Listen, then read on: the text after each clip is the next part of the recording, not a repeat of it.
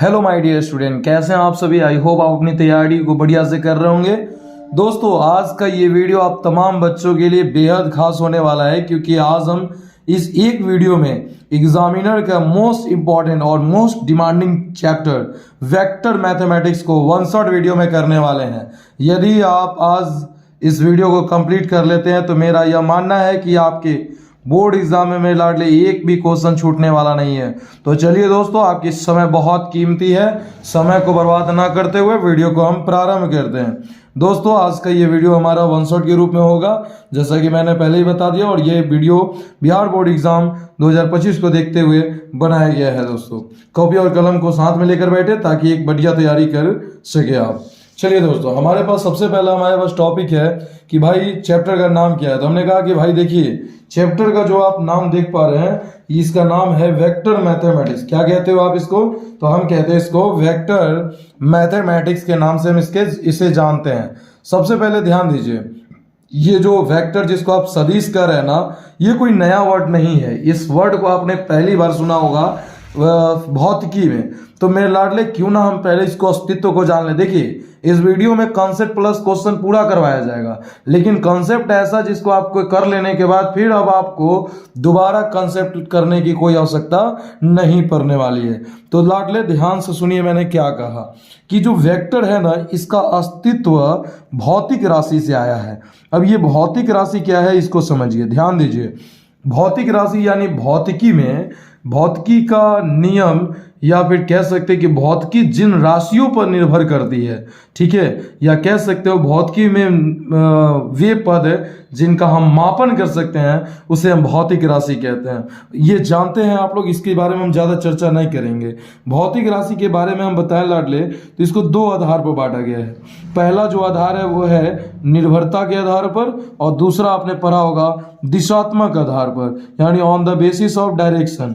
अब बात आ रहा है कि निर्भरता के आधार पर आपने पढ़ा होगा कि दो होते हैं, एक होता है आधारी राशि और दूसरा होता है व्युत्पन्न राशि। लेकिन वही जब आप बात करते हैं दिशात्मक आधार पर भौतिक राशि के प्रकार की, तो एक होता है हमारा अदिश राशि और वहीं पे लाडले दूसरा होता है सदिश राशि। यानी हमारी ये जो सदिश जो वर्ड है, ये हमारी भौतिक राशि का एक प्रकार है। वो किस आधार पर? तो दिशात्मक आधार पर। हम पहले देख लेते हैं कि सदिश के बगल का पड़ोसी यानी अदिश होता क्या है। तो हमने कहा, याद रखिएगा, वैसी भौतिक राशि जिसे व्यक्त करने के लिए केवल परिमाण की आवश्यकता होती है, उसे हम अदिश राशि कहते हैं। जैसे लंबाई, द्रव्यमान, समय और क्या, तापमान। ये ऐसे राशि हैं जिन्हें व्यक्त करने के लिए केवल आप परिमाण का प्रयोग कर लीजिएगा तो आप इन्हें व्यक्त कर सकते हैं। अब परिमाण का मतलब क्या होता है? तो लाडले, परिमाण का मतलब होता है मात्रा। यानी अगर आप दुकान में जाते हैं कपड़ा खरीदने, तो आप क्या बोलते हैं कि भैया हमें 5 मीटर कपड़ा दे दीजिए। आप ऐसा थोड़ी ना बोलते कि भैया हमें 5 मीटर कपड़ा पूरब से दे दीजिए। नहीं, तो जिसे व्यक्त करने के लिए केवल परिमाण की आवश्यकता होगी उसे हम अदिश राशि कहेंगे, और वहीं जिसे व्यक्त करने के लिए परिमाण के साथ साथ दिशा की भी आवश्यकता होती है, उसे हम लोग सदिश राशि कहते हैं। जैसे बल, विस्थापन, वेग, त्वरण, संवेग, etc। जैसे बल। अब बल में ये इसको व्यक्त करने के लिए दिशा की आवश्यकता कैसे? तो इसको आप ऐसे समझिए, मान लीजिए यहाँ ये कोई रास्ता है, इस रास्ते पे कोई वस्तु है, इस पर कोई व्यक्ति इधर की ओर बल लगा रहा है, इधर की ओर 5 न्यूटन का। अब हुआ क्या, और वहीं इसके गुस्सा में, इसके अपोजिट दिशा में एक कोई दूसरा व्यक्ति है जो इस पर 10 न्यूटन का बल लगा रहा है। तो बताइए, ये 5 न्यूटन और 10 न्यूटन ये तो परिमाण हो गया। लेकिन परिमाण, अब बताइए, जब ये परिमाण, अभी हमारी गाड़ी कहाँ से जा रही थी पूरब की ओर, लेकिन जैसे ही इधर सामने वाले ने ज्यादा बल लगा दिया, अब हमारे ये जो वस्तु थी इसकी स्थिति बदल जाएगी। यानी अब ये पूरब में ना जाके कहाँ जाएगी? पश्चिम की ओर। यानी बल का मान बदलने से दिशा बदल गई। यानी बल क्या है? तो बल वह कारक है जिसके द्वारा हम बल, मतलब हमने क्या देखा कि बल क्या है? तो बल एक सदिश राशि है, क्योंकि इसे व्यक्त करने के लिए परिमाण और दिशा दोनों की आवश्यकता होती है। तो मेरे लाडले, मैंने इसमें और कुछ नहीं बताया, मैंने बस ये बताया कि ये जो सदिश बीजगणित है, इसमें सदिश का मतलब क्या होता है। तो आज के बाद यदि किसी ने पूछा सदिश क्या होता है, तो आप बता दीजिएगा, वैसी भौतिक राशि जिसे व्यक्त करने के लिए परिमाण और दिशा दोनों की आवश्यकता होती है, उसे हम सदिश राशि कहते हैं। इस पूरे इसका मतलब यही होगा। वीडियो को पॉज करिए लाडले और इसको उतारने का प्रयास करिए। अब हमारे पास सबसे पहला पॉइंट आता है कि सर, हमारे चैप्टर का नाम सदिश राशि नहीं है, हमारे चैप्टर का नाम सदिश बीजगणित है, इसको बताओ ना। हमने कहा कि रुकिए, हम समझाते हैं। ये जो सदिश बीजगणित आप देख रहे हो, ये होता क्या है? इसको हम लोग इंग्लिश में कहते हैं लाडले वेक्टर मैथमेटिक्स। क्या कहते हैं? Vector mathematics. अब सवाल नंबर ये 1 है कि सर ये वेक्टर मैथमेटिक्स क्या है? तो ये तो फिजिक्स की चीज थी। तो हमने कहा कि नहीं, ध्यान दीजिए, जब वेक्टर यानी जब सदिश के नियमों का गणित में उपयोग होता है, क्या कहा जा रहा है? जब सदिश के नियमों का गणित में उपयोग होता है, जब सदिश के नियमों का कहां उपयोग होता है लाडले? तो गणित में उपयोग होता है, तब उसे हम लोग सदिश बीजगणित कहते हैं। यानी जो वेक्टर क्वांटिटी था ना, उसका हम पूरी तरीका से हम लोग स्टडी करने वाले मैथमेटिक्स फॉर्म में, उसी को हमने कह दिया, नया नाम दे दिया सदिश बीज गणित। अब लाडले एक एक करके हम इसको सबसे पहले समझे। तो इसको हम समझे उससे पहले हम आपको बता दें कि सबसे पहला पॉइंट कि सदिश को रिप्रेजेंट कैसे करते हैं, यानी सदिश को प्रदर्शित कैसे करते हैं। तो हमने कहा, मैं लाडले ध्यान दीजिएगा, सदिश को हम लोग प्रायः एक तीर के द्वारा प्रदर्शित करते हैं। किसके द्वारा? तो तीर के द्वारा हम इसे प्रदर्शित करते हैं। अब ये तीर क्या होता है? तो ध्यान दीजिए, ये जो आप तीर देख रहे हैं ना, इसी के द्वारा हम लोग सदिश राशि को व्यक्त करते हैं। इसमें इसको कहते हैं हम लोग इनिशियल पॉइंट, यानी किसी भी तीर का ये जो बिंदु आप देख पाते हैं ना, इसको लाडले हम लोग कहते हैं प्रारंभिक बिंदु। क्या कहते हैं? प्रारंभिक बिंदु, या इसी को कहते हैं इनिशियल पॉइंट के नाम से जानते हैं। और वहीं ये जो होता है, इसको हम लोग कहते हैं फाइनल पॉइंट।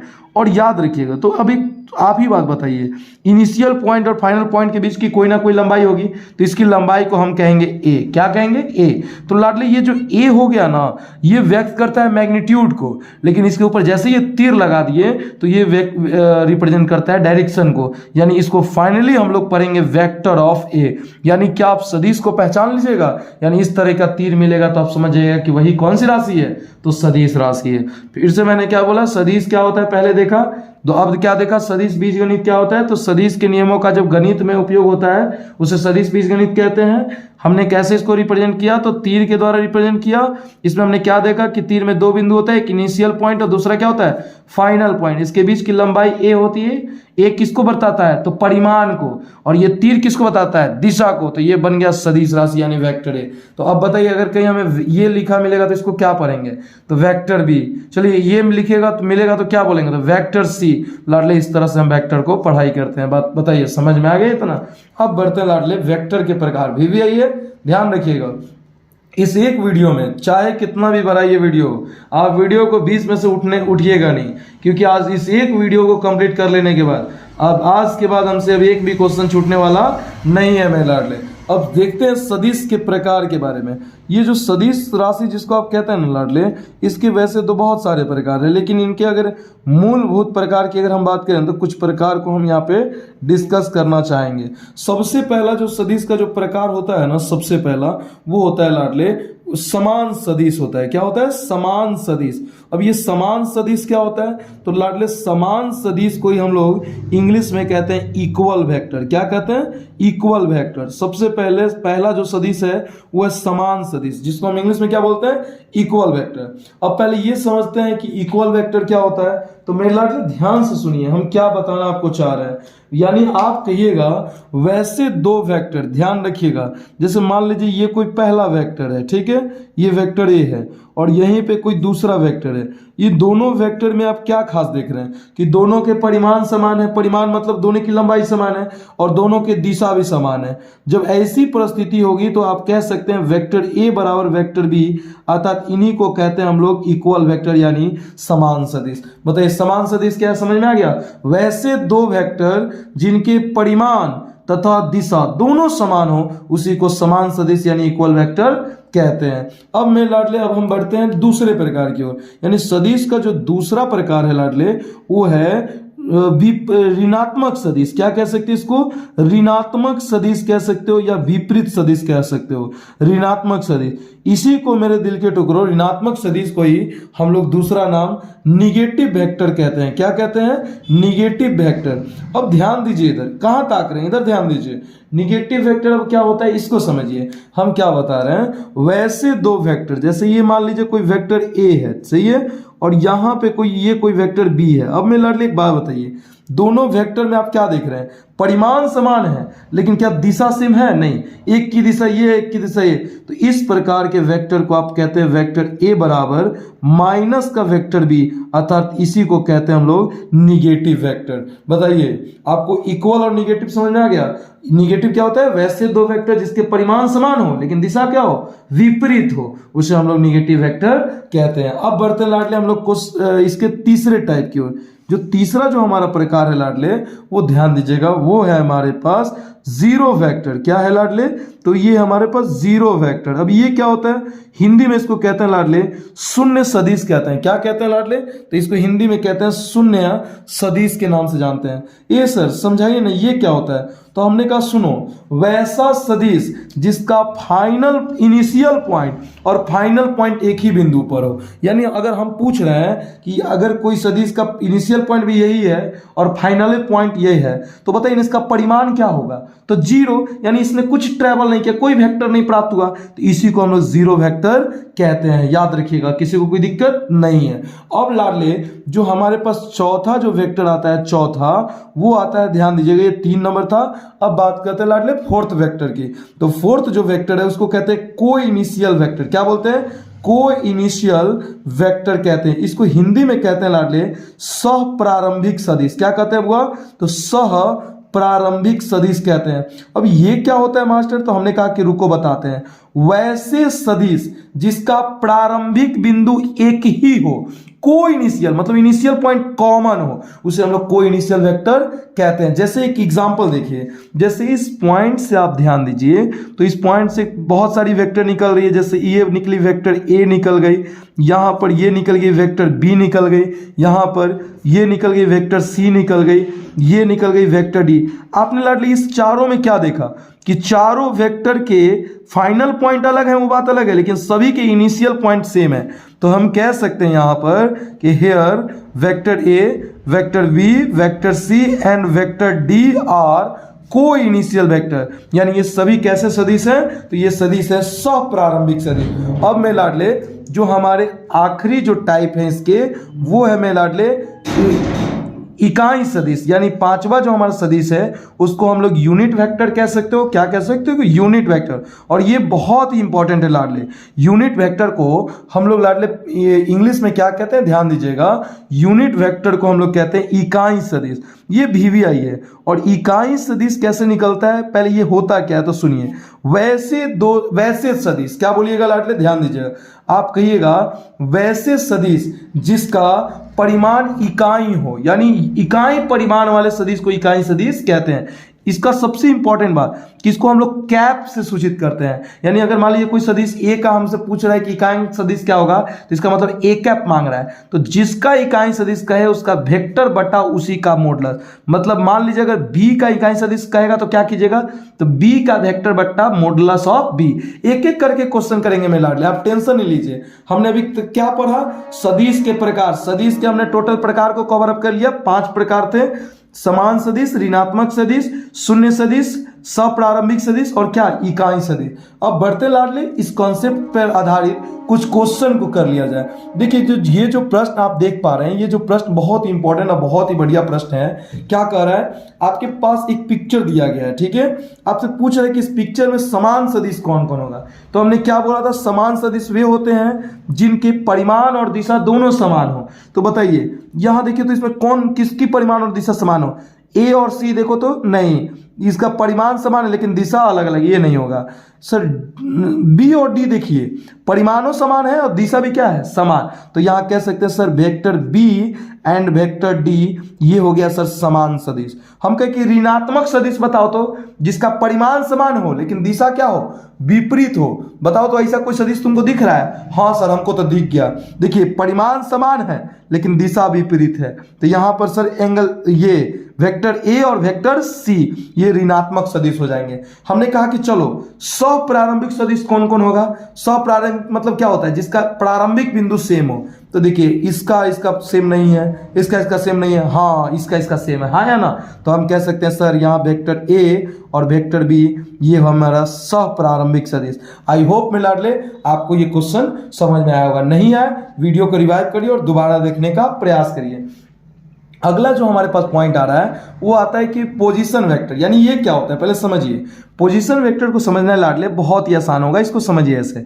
मान लीजिए कोई पॉइंट है, यहां से 3 अक्ष, ये एक्स अक्ष निकला हुआ है, इसी पॉइंट से लाडले ये कोई वाई अक्ष निकला हुआ है, और इसी पॉइंट से लाडले ये कोई जेड अक्ष निकला हुआ है। ठीक है, ये बदल सकता है, इसके लिए कोई क्रिया नहीं खेले हैं कि कौन एक्स होगा, कौन वाई होगा, कौन जेड होगा। अब लाडले एक्स जो होता है ना, एक्स इसको आई कैप रिप्रेजेंट करता है, वाई को जे कैप रिप्रेजेंट करता है, और जेड को कौन करता है, के कैप। तो एक ऐसा बिंदु मान लीजिए पी जिसका निर्देशांक है एक्स वाई जेड, तो यही कहता है कि बताइए, यानी इसका पोजीशन वेक्टर बताइए। तो लाडले कभी भी पोजीशन वेक्टर यदि आपको निकालना होगा, यानी ओपी निकालना होगा, ओपी वेक्टर, तो आपको कुछ नहीं करना है।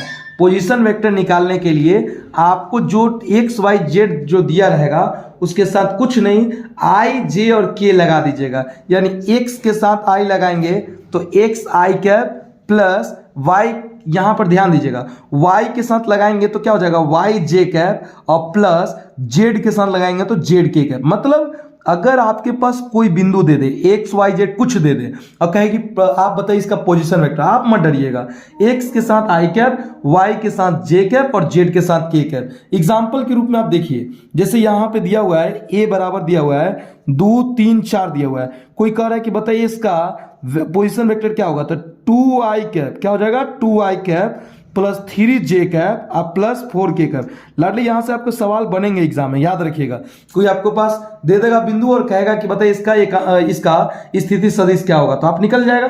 इसी में एक और बात कि अगर आपसे कह दिया कि मापांक निकाले, यानी मॉडुलस निकाले, तो कुछ मत कीजिएगा, रूट अंडर दे दीजिएगा और लिखिएगा X square plus Y square और प्लस क्या, जेड स्क्वायर। इस तरह से आप चाहें तो यहाँ पे मापांक और यहाँ पे आप पोजीशन वेक्टर निकाल सकते हैं। देखिए अब 2 क्वेश्चन आ गया, इन दोनों क्वेश्चन को आप पॉज करिए और खुद से बनाने का प्रयास करिए। क्या कह रहा है, बिंदु दिया हुआ है, इतना की स्थिति सदिश निकालनी है, बताइए निकल जाएगा। अगर तरीका से बनाइएगा तो इसको माना कि ए बराबर ऐसे ले लीजिएगा, क्या लीजिएगा, देखिए इधर माना कि ए बराबर, देखिए इधर माना कि क्या, बोलिए तो ए बराबर क्या मान लेंगे, तो -1 4 5 ए मान लिए। तो हमको पोजीशन वेक्टर यानी ओ ए पूछ रहा है, क्या पूछ रहा है, ओ ए वेक्टर। तो -1 का माइनस आई कैप, क्योंकि 1 लिखते नहीं है, 4 का क्या हो जाएगा, तो 4 जे कैप हो जाएगा, आप प्लस 5 का क्या हो जाएगा, तो इसका हो जाएगा 5 के कैप। आई होप में लाडले आपको ये समझ में आया होगा। आया मतलब कोई बिंदु देगा तो आप लिख लीजिएगा। अगला क्या कर रहा है हमारे पास, सदिश, इस बार सदिश दे दिया है और इसका मापांक कह रहा है, तो मापांक निकालना है, यानी मॉडुलस कह रहा है, निकल जाएगा। मॉडुलस कैसे निकलता है, तो रूट अंडर आई के पहले जो रहेगा उसका स्क्वायर, जे के पहले X square plus Y square plus Z square होता है ना, तो यहाँ एक्स का मान कितना है 2, तो 2 का स्क्वायर बताइए 4, यहाँ जे के साथ नहीं कुछ होता है 1 का स्क्वायर 1, और फिर -2 का स्क्वायर क्या होगा 4, माइनस का स्क्वायर हमेशा क्या होता है प्लस। अब बताइए 4 और 4 8 और 1 कितना होगा 9, और 9 को जब तोड़िएगा तो 3 यूनिट यानी 3 इकाई। देखिएगा इन दोनों टाइप से आपके बोर्ड एग्जाम में सवाल रहेंगे, चाहे वो इकाई का, चाहे वो स्थिति सदिश पे रहें या फिर वो मापांक पे रहें। आई होप में लाडले आपको वीडियो पसंद आ रही होगी। अगर पसंद आ रही होगी तो इसके और भी क्वेश्चन अब आने वाले हैं, इसके लिए आप चैनल को जरूर सब्सक्राइब करके अपने पास रख लें। बढ़ते लाडले इसके अगले क्वेश्चन की, मैंने बोला ना क्वेश्चन का भरमार है। अगला क्वेश्चन क्या कह रहा है, देखिए इधर सदिश ए वेक्टर बराबर आपको दिया हुआ है और कह रहा है क्या कि के एकांक सदिश निकालना है। तो लाडले पहले बताइए आपके पास क्या दिया हुआ है, तो सर हमारे पास जो दिया है ना वो दिया है ए वेक्टर बराबर 2 आई कैप प्लस 3 जे कैप आप प्लस 6 के कैप दे ले है सर। हमने कहा कि चलिए बहुत अच्छी बात है। अब एगो काम कीजिए, तो सबसे आपसे पूछ कर रहा है सर एकांक सदिश यानी ए कैप पूछ रहा है। हमने कहा कि चलिए ठीक है, तो ए कैप निकालना है लाडले। तो हम जानते हैं, क्या जानते हैं मेरे लाडले, देखिए इधर हम जानते हैं, कुछ नहीं जानते हैं, हम जानते हैं, कोची जानते हैं, बोलोगे तो अब ना सर, हम जानते हैं कि ए कैप जिसका यूनिट वेक्टर निकालना होता है उसका वेक्टर अब बटा उसी का मॉडुलस। तो मेरे लाडले काम कीजिए, ए वेक्टर कितना दिया हुआ है, तो आपका सर 2 आई कैप प्लस 3 जे कैप अब प्लस 4 के कैप दिया हुआ है, सॉरी 6 के कैप दिया हुआ है। हमने कहा बहुत सुंदर, और बट्टा इसका मॉडुलस, मॉडुलस निकालने आता है, बताइए 2 का स्क्वायर 4, 3 का 9 और 6 का 36। अब बताइए मेरे लाडले यहाँ पर 2 आई कैप प्लस 3 जे कैप अब प्लस 4 के कैप से आपको कोई छेड़छाड़ नहीं करना है। नीचे बताइए 36 और 4 40 और 9 कितना देखिए इधर क्या कर रहे हैं, यहाँ 6 हो जाएगा ना। यहाँ देखिए 36 और 4 40 और 9 क्या हो 49, और 49 का क्या होगा 7 हो गया। अब कुछ नहीं कीजिए, सबका अलग अलग छुट्टा छुट्टी वाली बात करा दीजिए, या नहीं बताइए तो क्या होगा। तो सर 2/7 आई कैप हो जाएगा, प्लस आगे बताइए क्या होगा 3/7 जे कैप हो जाएगा, प्लस आगे बताइए क्या हो जाएगा 6/7 के कैप। लाडले यही हो गया हमारे यूनिट वेक्टर। आई होप में लाडले प्रश्न आपको समझ में आया। तो अगर समझ में आया तो चलिए क्वेश्चन और है, इसको पॉज कीजिए और खुद बनाने का प्रयास कीजिए। तो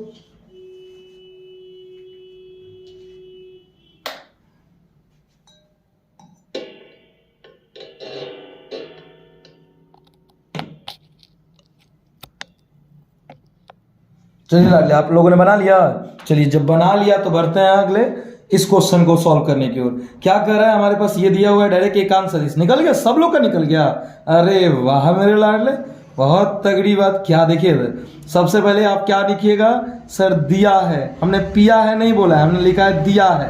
क्या दिया है बताइए तो, सर ए वेक्टर बराबर दिया हुआ है 2i कैप माइनस का 3j कैप प्लस का 4k कैप दिया है। बहुत सुंदर। तो चलिए काम कीजिए, आपसे क्या कह रहा है कि आप एकांक सदिश ए कैप निकालिए।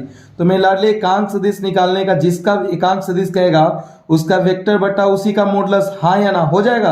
अब बताइए ए वेक्टर कितना दिया हुआ है, तो 2i कैप दिया हुआ सर माइनस 3j कैप है प्लस 4k कैप, और बट्टा में सर मॉडुलस निकालेंगे तो 2 का स्क्वायर निकालने आता है, हाँ सर आता है। 2 का 4, 3 का 9, माइनस से मतलब नहीं है, 4 का 16। अब एक काम कीजिए 2i कैप रहने दीजिए, माइनस 3j कैप भी रहने दीजिए, और प्लस 4 कैप रहने दीजिए। और नीचे की अगर हम बात करेंगे तो 16 4 20 और 9 कितना हो जाएगा 29 हो जाएगा। अब कुछ नहीं कीजिए, छुट्टा छुट्टी करा दीजिए, यानी 2/√29 आई कैप हो जाएगा, माइनस 3/√29 जे कैप हो जाएगा, और प्लस 4/√29 के कैप हो जाएगा। आई होप में लाडले आपको एकांक सदिश निकालने आ गया। निकल जाएगा, कोई भी अगर सदिश देखे एकांक निकल, डायरेक्ट कुछ नहीं करना, उसके वेक्टर बटा उसका मॉडुलस। चलिए बढ़ते हैं लाडले, इसको पॉज करके आप इतना को उतार लीजिए। चलिए उतर गया। अब क्या आ रहा है हमारे बीच टॉपिक है सदिश का जोड़ घटाव एवं गुना। इसको समझिए, जैसे मान लीजिए हमारे पास कोई ए वेक्टर बराबर दिया हुआ है, देखिए इधर ए वेक्टर है x1 आई कैप प्लस y1 जे कैप प्लस z1 के कैप। ये आपके पास कोई पहला वेक्टर ए वेक्टर दिया हुआ है। बी वेक्टर बराबर दिया हुआ है आपका x2 आई कैप प्लस y2 जे कैप प्लस z2 के कैप। अरे कहाँ ध्यान है, ध्यान से सुनिए ना, कहाँ ताकत रहते हैं। देखिए इधर इधर उतर गया। अब सबसे पहले इसका चलिए हम जोड़ बना लेते हैं। जोड़ यानी a प्लस बी। तो जोड़ने के लिए कुछ मत कीजिएगा, i को y से जोड़ना है, j को j से और k को k से। कुछ नहीं करिए, i को i से, j को j से और k को k से। तो जब i को i से जोड़िएगा तो यहाँ पर है x1 और यहाँ क्या है x2, यानी x1 प्लस x2 आई कैप हो जाएगा।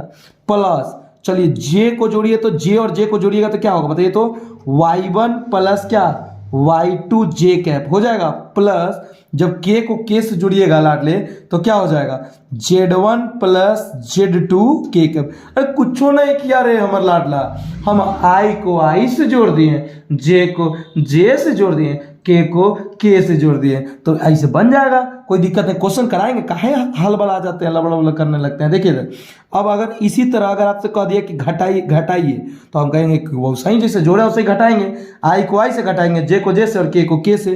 तो घटाइए क्या होगा x1 माइनस x2 आई कैप हो जाएगा, प्लस बताइए तो क्या होगा y1 minus y2 j cap हो जाएगा, प्लस बोलिए तो क्या होगा z1 माइनस z2 के कैप। इस तरह घटा लीजिएगा।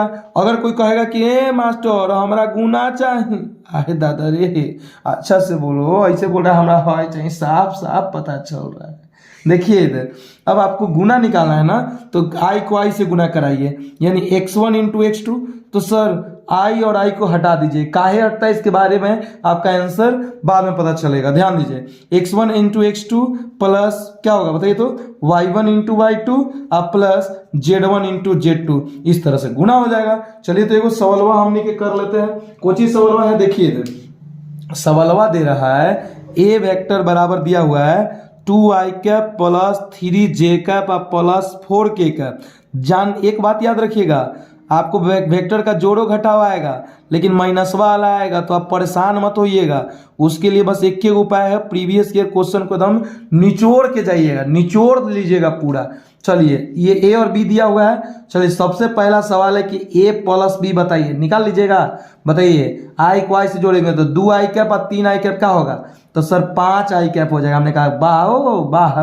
देखिए इधर 3 और 4 को जोड़िएगा तो क्या होगा? 7 जे कैप। ऐसा ही 4 और 2 को जोड़िएगा तो क्या हो जाएगा? 6 के कैप। हो गया, जोड़ निकल गया। अगर यही कहता कि आप घटा दीजिए, ए माइनस बी निकल दिया, अरे निकल जाएगा माट साहब। 2 में से 3 जाएगा माइनस आई कैप, 3 में से 4 गया माइनस जे कैप, 4 में से 2 गया 2 के कैप। जब नहीं माइनस आया तो प्लस नहीं दे देंगे, तो ये घटाओगे। ए मास्टर कहाँ चले हो? गुनवा के बताएगा। अरे बताते ही और माइक कैसे तर पहले है रे बाप। ए डॉट बी क्या बोलते हो? ए डॉट बी कैसे निकालेंगे? तो आई को आई से गुना, तो 2 3 6 प्लस 3 चौका 12 और प्लस 4 दूना 8। बताओ तो 12 8 20 6 कितना होगा? 26 हो गया आंसर। बताइए, जोड़ घटाओ गुना आ गया। अब मत कहना भागा लगू तब है दादा अकरा दी हला हो तो नहीं सुन। देखिए यहाँ तक हो गया। अब बढ़ते लाडले, देखिए इस पे कुछ क्वेश्चन नहीं। अब मेन बात आ गया, क्या कह रहा है? देखिए इधर कह रहा है सदिशों का गुणनफल। सदिशों का क्या कह रहा है? गुणनफल। देखिए अभी पढ़े ना कि सदिशों का गुणनफल a इंटू बी।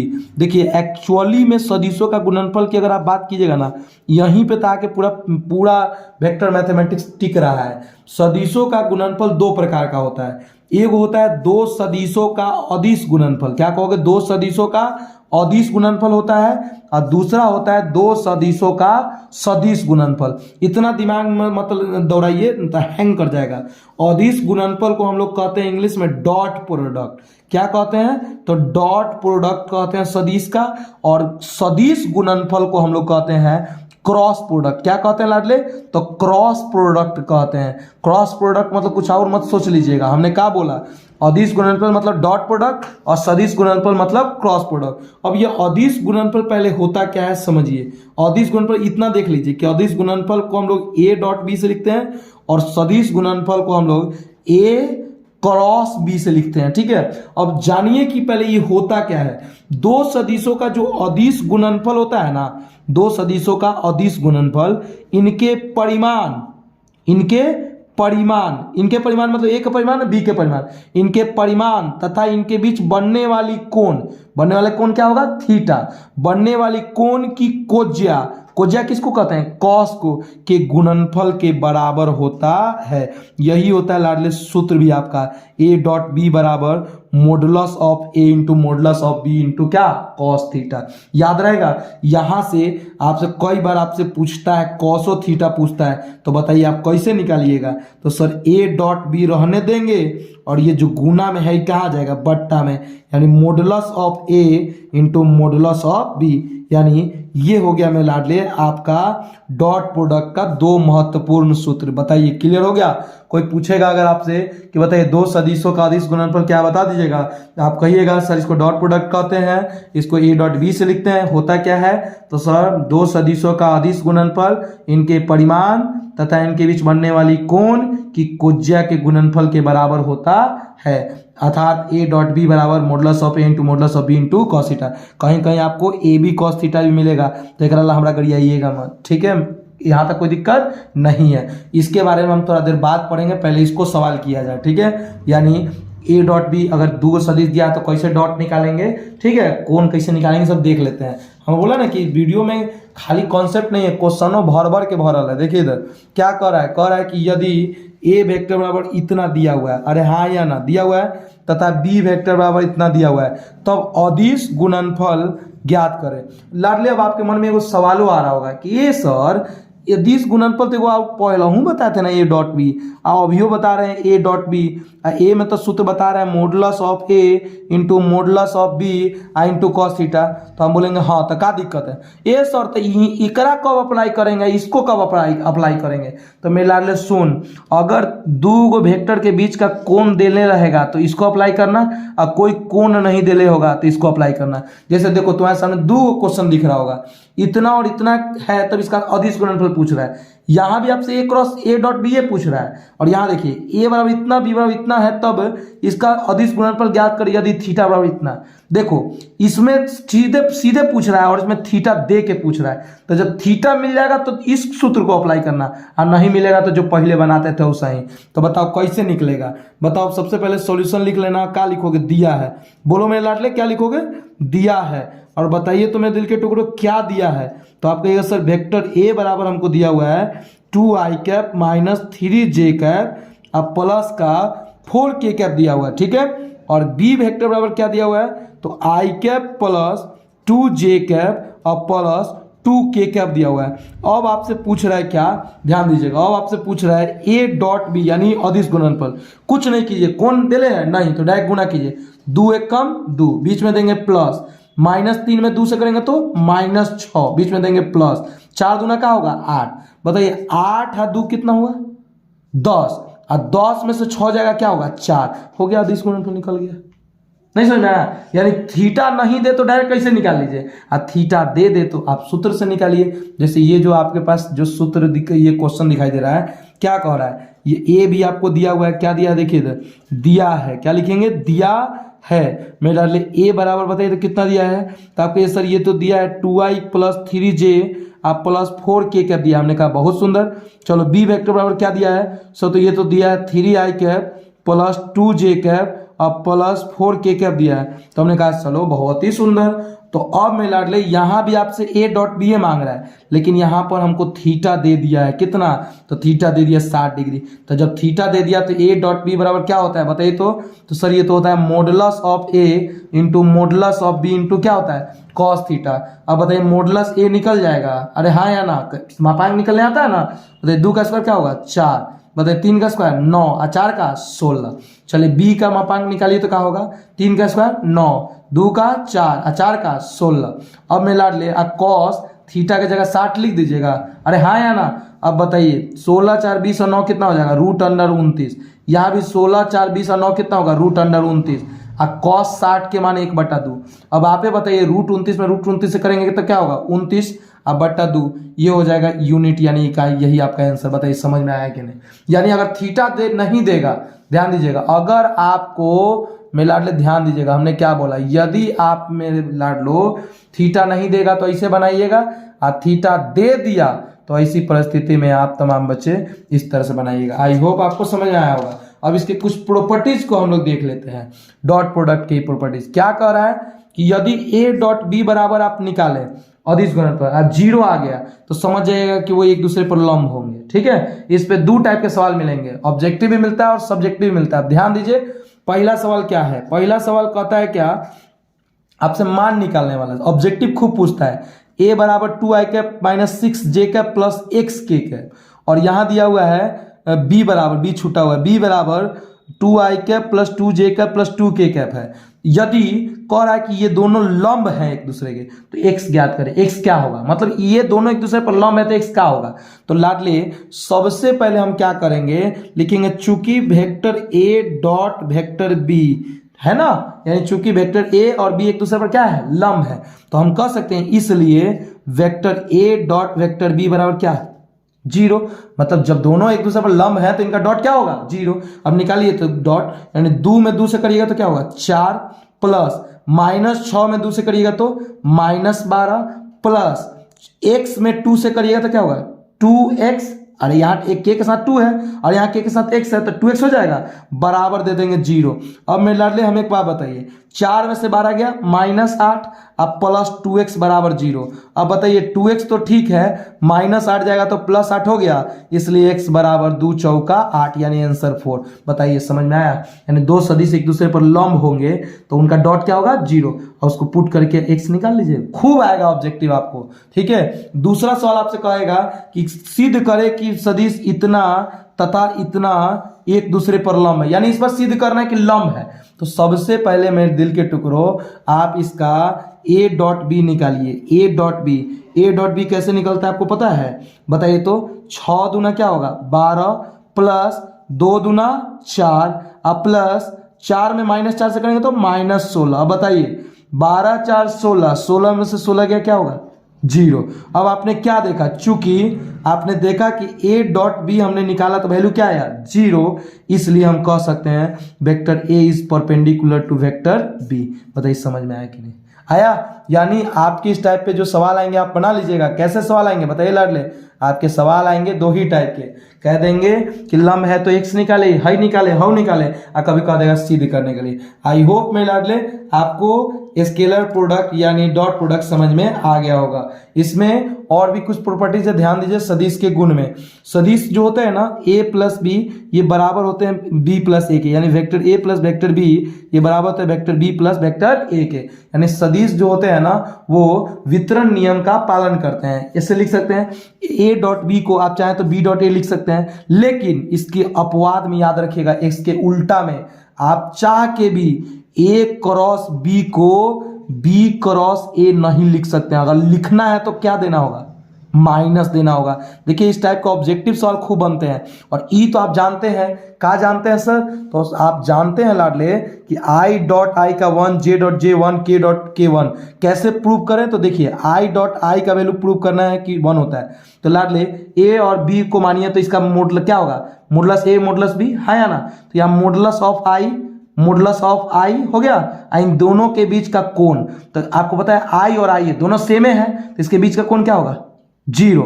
और दूसरा रहता है इसके बीच का कोण कितना होता है 90, क्योंकि दो अक्षों के बीच का कोण कितना होता है 90 डिग्री। अब बताइए मोडुलस ऑफ i का वैल्यू क्या होगा 1, फिर मोडुलस ऑफ i का वैल्यू 1 और cos 0 का वैल्यू 1, सब में गुना करेंगे तो 1 आ गया।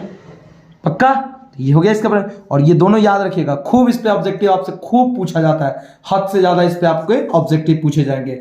बढ़ते लाडले हम लोग अब इसके अदिश सदिश गुणनफल क्या कर रहा है, देखिए इधर कह रहा है दो सदिशों का सदिश गुणनफल। कहने का मतलब क्या, आपसे क्रॉस प्रोडक्ट कहा जा रहा है। और आप तो जानते हैं मेरे दिल के टुकड़ों, क्रॉस प्रोडक्ट कहने का मतलब क्या होता है सर, इसका मतलब होता है a क्रॉस b। हमने कहा बहुत सुंदर, बहुत अच्छा।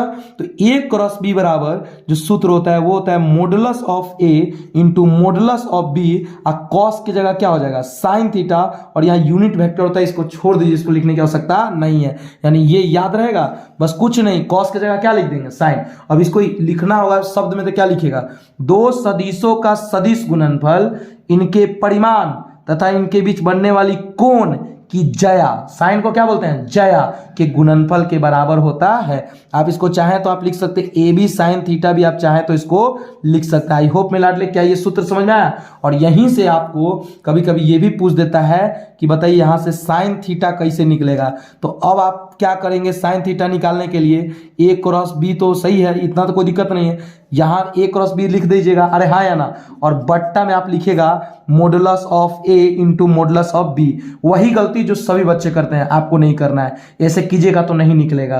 क्यों, क्योंकि आपको यहाँ ए क्रॉस बी निकाल के यहाँ मोडुलस देना होगा।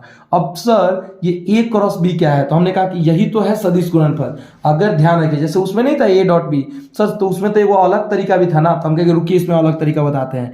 जैसे ए बराबर अगर आपको दे दिया है, देखिए एक सवाल देखिए, ए बराबर दे दिया है 2i cap plus 3j cap, ठीक है, अब प्लस 4k कैप दिया है, और यहीं वेक्टर बी बराबर दिया है, देखिए इधर वेक्टर बी क्या दिया हुआ है, तो वेक्टर बी बराबर दिया है i cap plus 2j cap अब प्लस k कैप दिया हुआ है ना।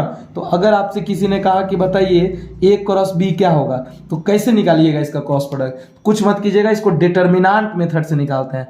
यहाँ लिखिएगा i कैप, यहाँ j कैप और यहाँ k कैप हो जाएगा। और बताइए यहाँ क्या है 2, यहाँ क्या है बोलिए 3, और यहाँ क्या है 4, नीचे बोलिए तो 1 2 1। अब कुछ नहीं, इसको सॉल्व करना है लाडले। जब i कैप को आप बाहर कीजिएगा तो रो गया और ये कॉलम गया, क्या बचेगा 3 4 2 1, क्या लिखेंगे 3 4 2 1, माइनस जे कैप को बाहर करेंगे, ये रो गया और ये कॉलम गया, क्या बचेगा 2 4 1 1, अरे हाँ या ना, कुछ तो बोलो। और के कैप को बाहर करेंगे तो रो गया कॉलम गया, यानी क्या बचेगा 2 3 1 2 बचा।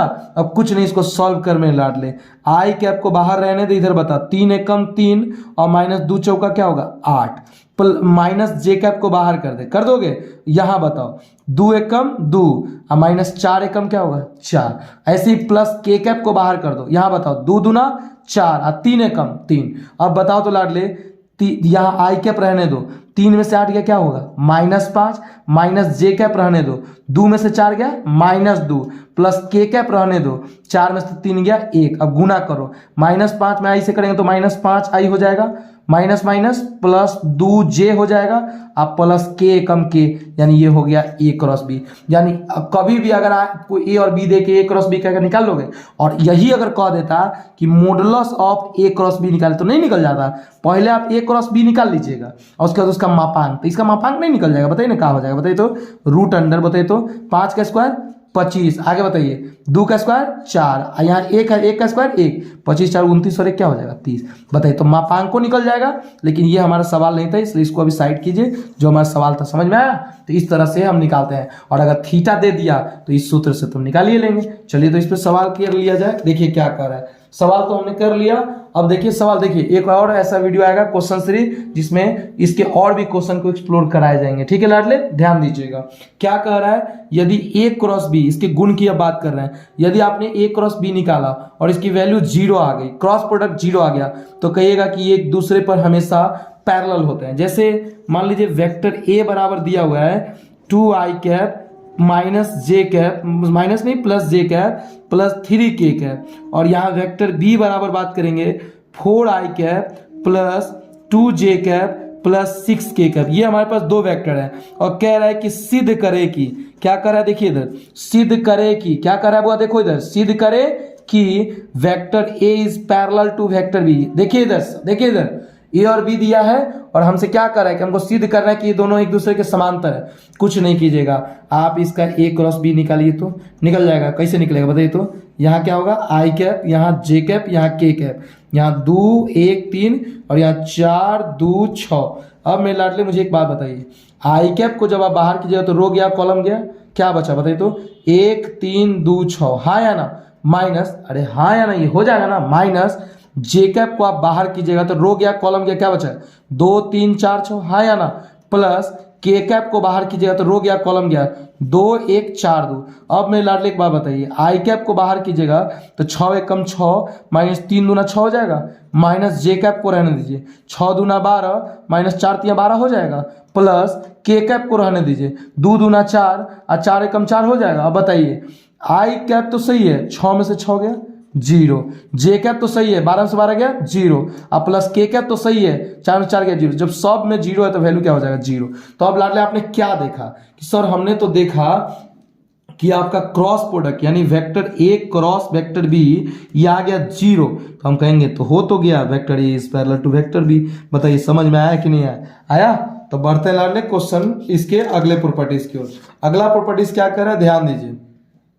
अगला प्रॉपर्टीज कह रहा है कि ए क्रॉस बी को, पहले बता चुके हैं ना, ए क्रॉस बी को आपको अगर लिखना होगा तो क्या लिखेंगे, माइनस बी क्रॉस ए, और ए क्रॉस बी का सूत्र क्या होता है ये जान चुके हैं, ए बी कॉस थीटा होता है। ये ए बी कॉस थीटा होता है, आहे दादा ये क्या लिख दिए हो, ये तो पूरा पूरी गलत है, ये पूरा पूरी क्या है गलत। यहाँ क्या होगा modulus of A into modulus of B into क्या होगा साइन थीटा। चलिए इतना तो सही है।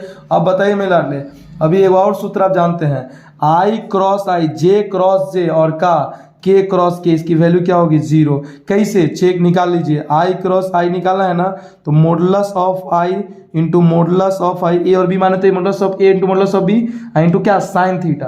अब जब सेम है तो वैल्यू थीटा क्या होगा 0। अब बताइए मॉडुलस ऑफ आई का 1, मॉडुलस ऑफ आई 1, लेकिन साइन 0 का मान 0, और ये 0 सबको खत्म कर दिया, समझ आया, तो सबका 0 हो गया। अब इस आई क्रॉस जे, जे क्रॉस के और के क्रॉस आई, इस पे आपके ऑब्जेक्टिव सबसे ज्यादा बनते हैं। और कैसे बनते हैं तो ध्यान दीजिएगा, इसके लिए आप सर्किल बना लीजिएगा और यहाँ लिखिएगा आई कैप, यहाँ लिखिएगा जे कैप और यहाँ लिखिएगा के कैप। अगर ऐसे जाइएगा, अगर एंटी क्लॉकवाइज चलेगा तो प्लस जाएगा और क्लॉकवाइज चलने लगेगा तो क्या देंगे माइनस। यानी आई क्रॉस जे के बाद क्या होगा के, ये तो सब लोग जानते हैं, आई क्रॉस जे के बाद क्या होगा तो के होगा। लेकिन हमें बात बताइए, आई क्रॉस जे क्या इस तीर की दिशा में है, तो हाँ सही है सर। अगर हम कहें जे क्रॉस क्या कर रहे हैं के, जे क्रॉस के, जे क्रॉस के का क्या होगा आई, यही कह रहे हैं यहाँ के क्रॉस आई का क्या होगा जे। लेकिन हाँ समझ में आया। अगर यही रहता जे क्रॉस आई रहता, जे क्रॉस क्या रहता आई, तो देख तो लाडले जे क्रॉस आई का के होगा, लेकिन बात बताओ जे क्रॉस आई तीर के उल्टा दिशा में चल रहा है कि नहीं, जे क्रॉस आई इधर आ रहा है ना, तो ये तो उल्टा दिशा में, तो यहाँ क्या दे देंगे। अब देखिए इस पे कई एक ऑब्जेक्टिव क्वेश्चन पूछते हैं, कहता है क्या आई डॉट जे क्रॉस के, बता इसकी वैल्यू क्या होगी। तो लाडले एक बात बताओ, आई डॉट रहने दो, जे क्रॉस के का क्या होगा आई, अरे देखिए ना जे क्रॉस अलग अलग है तो ये सर के बाहर, जे क्रॉस के का क्या होगा आई, तो यहाँ आई क्या दे दिए, अरे हाँ है ना। अब आई डॉट आई का वैल्यू क्या होता है 1, आंसर 1 हो गया, समझ में आया। तो इस तरीके के लाडले सवाल बहुत आते हैं। एक और पॉइंट है लाडले प्रक्षेप, ये क्या होता है इसको भी देख लीजिए। प्रक्षेप कहता है क्या ए का बी पर प्रक्षेप है, ए का बी पर प्रक्षेप अगर कोई कहेगा ना कि निकालिए, तो इसके लिए क्या कीजिएगा आप सीधे निकालिएगा ए डॉट बी, और किस पर कह रहा है बी पर ना, जिसका कहेगा उसके मॉडुलस से भाग कर दीजिएगा, ठीक है लाडले। इसके क्वेश्चन को भी हम करवाएंगे, आप बिल्कुल फिक्र ना करें, ठीक है लाडले। तो हम लोग जो है ना ध्यान दीजिएगा, हम लोग ये जो वीडियो आपने देखा प्रक्षेप हो गया, ये सारे कॉन्सेप्ट हो गए, ये आपके कॉन्सेप्ट बस एक वन शॉट रिवीजन हुए, ठीक है।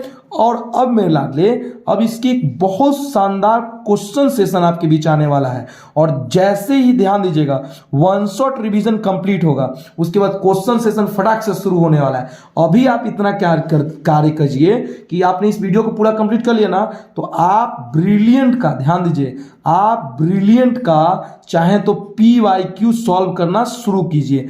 PYQ समझ में आ रहा है। अगर नहीं सॉल्व हो रहा हो तो आप रिलैक्स रहिए, आपको इसके लिए टेंशन नहीं लेना है, आप बस समय का इंतजार कीजिए। जैसे ही क्वेश्चन सेशन आएगा आपकी एक एक क्वेश्चन क्लियर हो जाएंगे। तो मिलते हैं मेरे लाडले आपके इस प्यारे से चैनल के साथ, तब तक के लिए जय हिंद जय भारत।